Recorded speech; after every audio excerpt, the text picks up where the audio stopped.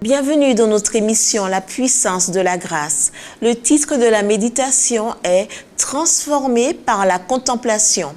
Nous tous qui, le visage découvert, contemplons comme dans un miroir la gloire du Seigneur, nous sommes transformés en la même image de gloire en gloire comme par le Seigneur, l'Esprit. 2 Corinthiens 3, verset 18. L'œuvre de transformation qui se fait chez le pécheur à la recherche de la sainteté est permanente. Jour après jour, le Seigneur travaille à la sanctification du chrétien. Mais celui-ci doit collaborer avec lui, s'efforcer de cultiver avec persévérance de bonnes habitudes et s'attacher à ajouter grâce sur grâce. Tandis qu'il opère ainsi sur le plan de l'addition, Dieu, lui, se livre à un travail de multiplication.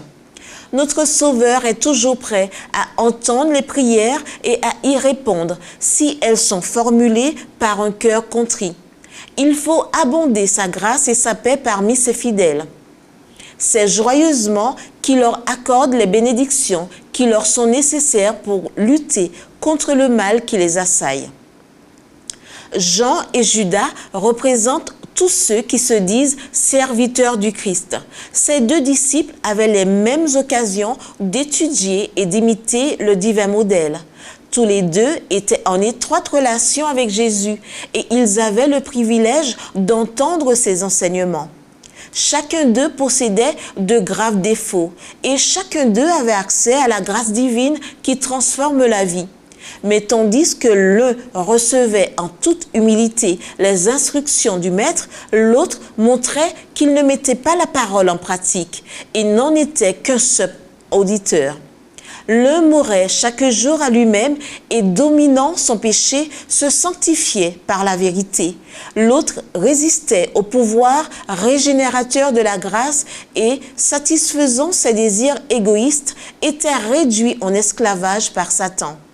Une transformation semblable à celle que l'on veut voir dans la vie de Jean résulte toujours d'une communion étroite avec le Christ.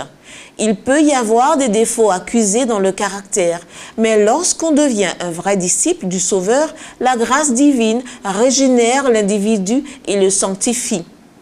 Dieu ne peut être honoré par ceux qui professent croire en lui que dans la mesure où il reflète son image et se laissent diriger par son esprit.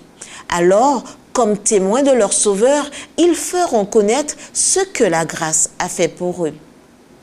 C'était notre émission La puissance de la grâce.